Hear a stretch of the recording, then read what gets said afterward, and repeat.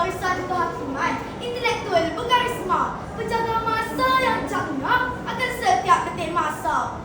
Barisan guru teras kesemenangan negara, seterusnya sidang hadirin sekalian. Assalamualaikum warahmatullahi wabarakatuh. Hadirin Al-Falah Pengacu Malaysia Madani, begitulah murninya mauduk pidato yang akan saya hidangkan kepada hadirin untuk menjadi santapan indah di hari yang gemilang ini.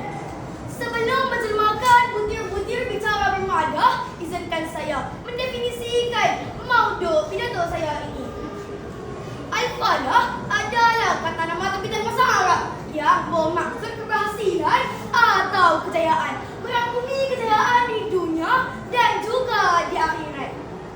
Malaysia Madani pula adalah gagasan yang dibawa oleh Yang Amat Berhormat Perdana Menteri kita sebagai suatu ikhtiar secara bersepadu dan holistik untuk menjadikan segala rasa dan pelaksanaan di Malaysia lebih manusiawi dan sentiasa terbaik. Oleh itu, selari dengan gagasan tersebut, Bulan Al-Falah dilancarkan bagi menjalankan agenda pembaruan dan pembangunan ummah sejajar dengan aspirasi Malaysia Madani. Sidang hadirinnya dikasihi, pembangunan ummah dapat teraskan ke Al-Falah perlulah disemai, digarap, dihayati dan dicapai bagi merealisasikan gagasan Malaysia Madani. Sebagaimana termaktub dalam Al-Falah, 4 kelas utama akan difokuskan bagi mencapai hasrat membangunkan Malaysia Madani. Saudara dan saudari, Bulan Al-Falah menggariskan kelas pertamanya, iaitu pentadbiran Islam yang mampan. Pentadbiran Islam merujuk kepada konsep siasat syariah dalam mentadbir urus sebuah negara. Siasat disyariatkan bertujuan untuk mengatur, mengurus dan mentadbir manusia secara bijaksana. Hal ini selari dengan penjelasan Abdul Wahab Khalaf bahawa siasat syariah itu adalah urusan-urusan pentadbiran dalam sesebuah negara Islam dari sudut undang-undang, polisi dan sistem yang bertepatan dengan usul agama Islam.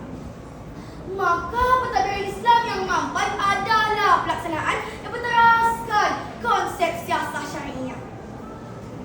Sidang Dewan sekalian, tugas kedua Al-Falah adalah di bawah payung kata kesejahteraan insan dalam konteks kemanusiaan. Rasulullah SAW menjadi model dalam mengangkat ukhuwah insaniyah atau persaudaraan kemanusiaan. Baginda Rasulullah SAW berusaha menghapuskan segala bentuk diskriminasi atas nama agama, bangsa, warna kulit maupun keturunan. Tindakan ini menunjukkan bahawa Islam merupakan agama yang terbangun di atas prinsip memuliakan manusia atau takrim al-insan. Berdasarkan firman Allah Subhanahu wa taala dalam surah Al-Isra ayat 70 yang bermaksud, dan sesungguhnya kami telah memuliakan anak-anak Adam. Oleh itu jelaslah kerencaman bangsa dan agama yang telah wujud sejak awal penubuhan negara ini sepatutnya menjadikan warganya sebuah masyarakat yang majmuk, matang dan berjiwa besar. Prinsip-prinsip persefahaman yang menjadi tonggak kepada rakyat dan keamanan negara sebagaimana yang telah diperjuangkan oleh generasi terdahulu perlu dipertahankan dan dipelihara bagi membangunkan negara yang madani. Sidang hadirin yang berwibawa, saya teruskan pendirian saya atas 3 konsep Al-Falah, iaitu kepimpinan berdaya cipta. Syarak telah meletakkan syarat kepimpinan yang jelas, iaitu Al-Qawi dan Al-Amin. Al-Qawi dalam bahasa moden boleh diterjemahkan sebagai kompeten. Seorang pemimpin yang kompeten adalah pemimpin yang memiliki kekuatan sama ada dari sudut fizikal, spiritual, intelektual, kemampuan dan kebijaksanaan dalam menjalankan amanah sesuai dengan amanah yang dipikul.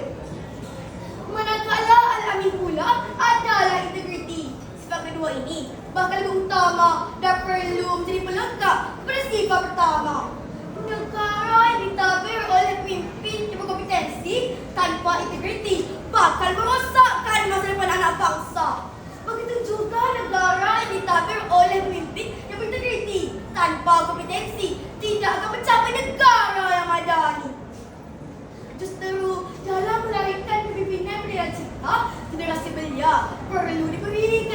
wajahnya.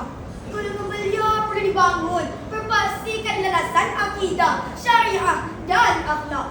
Kekuatan fizikal dan intelektual yang ada pada golongan belia hendaklah selari dengan kekuatan spiritual agar negara dapat membina suatu peradaban yang cemerlang dan mampan. Saudara dan saudari, indikator saya yang terakhir adalah kehormatan institusi Islam. Perlembagaan persekutuan dalam peruntukan bahawa Islam merupakan agama persekutuan. Tetapi agama-agama lain boleh diamalkan dengan aman dan damai di mana-mana bagian persekutuan. Hal ini membuktikan kedudukan istimewa Islam sebagai agama utama dan dominan turut dikukuhkan melalui perkara-perkara yang termaktub dalam perlembagaan persekutuan.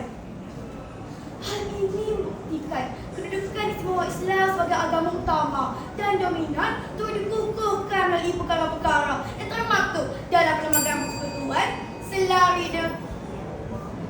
selari dengan prinsip negara, iaitu kesetiaan pada raja negara dan keluhuran perlembagaan. Sidang hadirin, konklusinya dalam menerbitkan cabang global, usaha melaksanakan semua teras dalam Plan Al-Falah seharusnya dijadikan agenda dalam bangunkan Malaysia Madani. Pelaksanaan yang saya rungkaikan sebentar tadi selari dengan kehendak masyarakat syariah yang bersifat terjaga, berteraskan maslahah, keadilan dan berhikmah serta mempunyai tujuan yang amat jelas. Sidang dewan sekalian, hai alal falah, marilah kita menuju kejayaan. Akhir kata, terimalah serangkap pantun.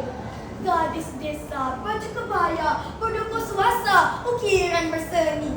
Subuhkan jiwa umat berjaya, Al-Falah memacu Malaysia Madani. Sekian, wabillahi taufiq wal hidayah. Wassalamualaikum warahmatullahi wabarakatuh.